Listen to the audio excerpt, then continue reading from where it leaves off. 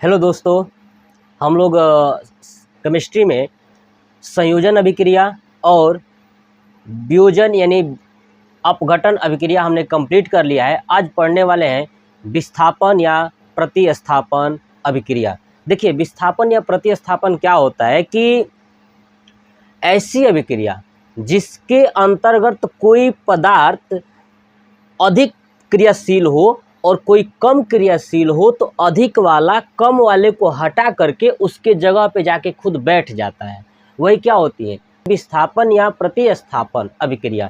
यानी कोई अधिक पावरफुल व्यक्ति कम पावरफुल वाले व्यक्ति को हटा करके उसके जगह पे अगर बैठ जाएगा, वही क्या होती है विस्थापन या प्रतिस्थापन। देखिए कि वह रासायनिक अभिक्रिया जिसमें अधिक क्रियाशील वाले तत्व यानी अधिक पावरफुल वाले है ना, कम क्रियाशील वाले तत्व को विस्थापित कर यानी हटा करके उसके स्थान ले लेते हैं, उसे ही हम विस्थापन या प्रतिस्थापन कहते हैं। जैसे एक बात बताता हूँ, होता है क्या ना कि लाइफ में जब आप स्ट्रगल के रूप में होंगे ना, तो स्ट्रगल के रूप में आप कुछ कर रहे हो तो जिसकी गर्लफ्रेंड होती है वो क्या करती है, एक को हटा करके दूसरे जगह बैठ जाएंगे, है ना। यानी एक को हटा करके प्रतिस्थापित करके दूसरे को विस्थापित कर देंगे, समझ रहे हैं ना। ये लाइफ में ऐसे ही होता है। देखिए कि जो अधिक पैसे वाला होगा आपको छोड़ के फिर अधिक पैसे वाले के साथ विस्थापित हो जाएंगे। ये जीवन का एक मूल मंत्र है कि अधिक पैसे वाले के साथ क्या करें, कम पैसे वाले को छोड़ करके अधिक क्रियाशील वाले के पास पहुंच जाना। ये कौन करता है,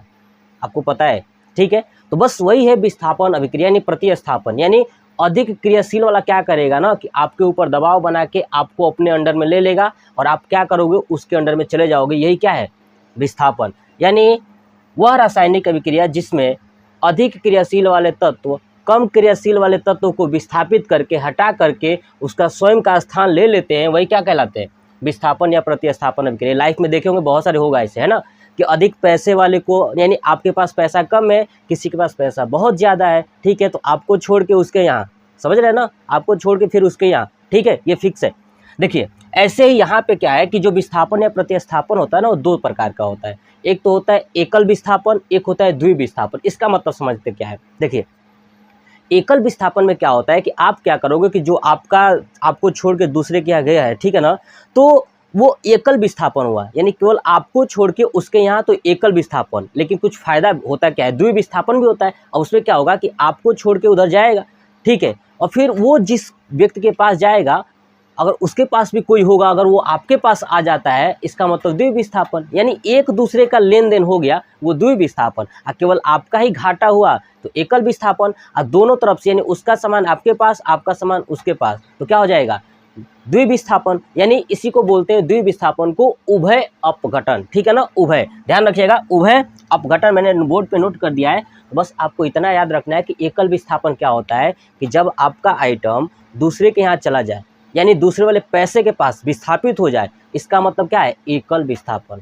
और द्विविस्थापन क्या होता है कि वो उसके पास चला जाए और उसके पास कोई हो, वो हमारे पास चला आए, तो क्या हो जाएगा द्विविस्थापन, ठीक है। बट ऐसे लाइफ में तो होने वाला है नहीं, सबसे ज़्यादा लाइफ में क्या होता है एकल विस्थापन। क्लियर। चलिए एग्जाम्पल समझते हैं। देखिए Fe प्लस CuSO4, तो क्या बना है FeSO4 प्लस Cu। यानी जब हम लोहे को कॉपर सल्फेट के साथ मिलाते हैं, यानी जब लोहे को कॉपर सल्फेट के साथ मिलाते हैं, CuSO4 के साथ मिलाते हैं, लोहा जो है कि अधिक क्रियाशील है, तो क्या करता है कि सल्फेट को अपने तरफ खींच लेता है और कॉपर को छोड़ देता है। बेचारा कॉपर गरीब इंसान और लोहा थोड़ा पावरफुल है, पैसे वाला है। और सल्फेट, आपको समझ है सल्फेट कौन है, सल्फेट बेचारा कहाँ चला आया, फेरस के पास यानी लोहे के पास, और लोहे ने अपने पास बुला लिया तो फेरस सल्फेट हो गया FeSO4। और कॉपर को क्या किया उन्होंने, छोड़ दिया, और कॉपर बेचारा पूरे जीवन बर्बाद हो जाएगा इसका, है कि नहीं, ठीक है। चलिए ऐसे ही जिंक जो है कि कॉपर सल्फेट के साथ जब मिला है,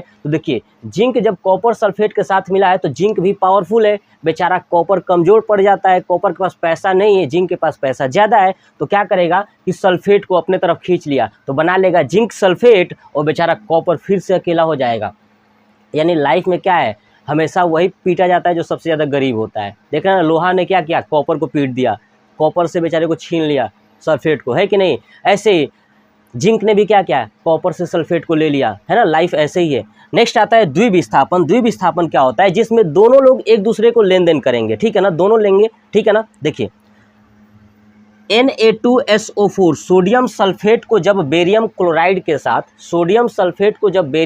के साथ मिलाया जाता है तो क्या होता है कि sodium sulphate plus barium chloride जब मिल जाते हैं तो होता क्या है कि सोडियम जो है कि क्लोरीन को अपने पास खींच लेता है, यानी सोडियम क्लोरीन को खींच लेगा तो यहाँ पे सोडियम के साथ जो SO4 था वो निकल के चला जाएगा Ba के पास, यानी बेरियम सल्फेट बन जाएगा। क्या बन जाएगा? Barium sulphate. यानी दोनों एक दूसरे को क्या करेंगे? लेन देन कर लेंगे। भाई कोई दिक्कत नहीं है, तुम भी रखो हम भी रखते हैं, है ना। बस यही अंतर है कि हमारे पास पैसा ज़्यादा था, तुम वो हमारे पास आ गए, कम पैसा है तो कम वाले तुम्हारे पास चले गए, बात वही हुई, लेकिन द्विविस्थापित हो गया। ठीक है, लेकिन सबसे ज़्यादा कौन होता है विस्थापित?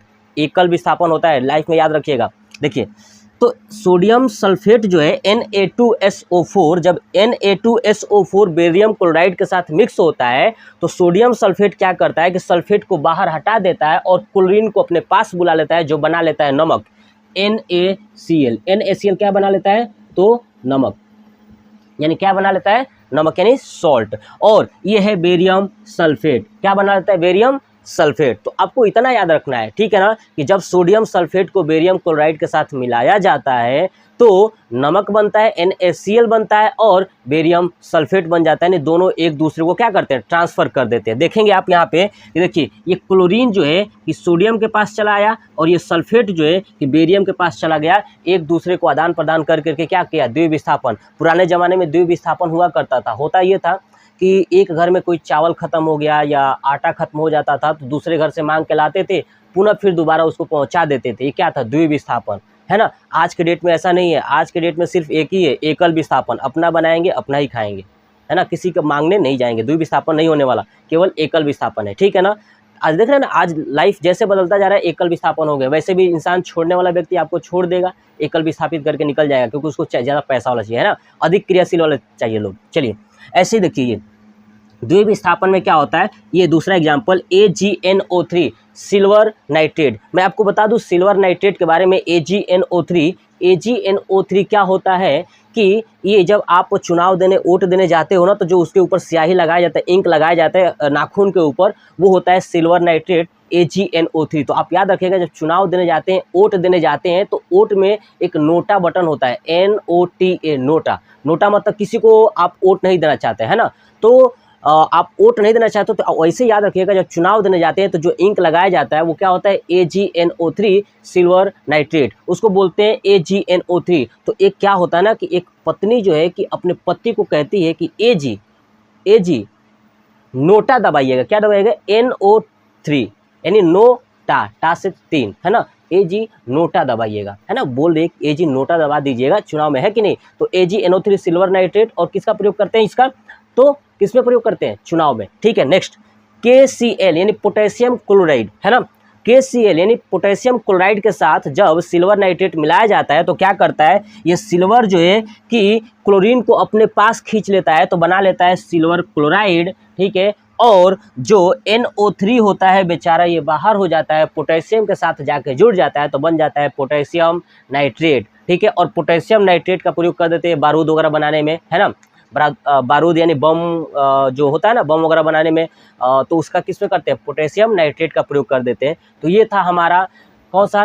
विस्थापन या प्रतिस्थापन अभिक्रिया, यानी डिस्प्लेसमेंट एंड सब सिचुएशन, यानी ऐसा सिचुएशन जो कोई झेल नहीं सकता भाई। तो आप अपने हिसाब से आप बचे रहिएगा, है ना। आपके पास अगर कम पैसा है तो प्लीज़ आप लोग थोड़ा दूर रहें। अगर अधिक पैसा है तो आपको पूछना क्या है? एकल विस्थापन आप खुद ही हो, कोई ना कोई आ ही जाएगा, ठीक है। तो खैर कोई बात नहीं।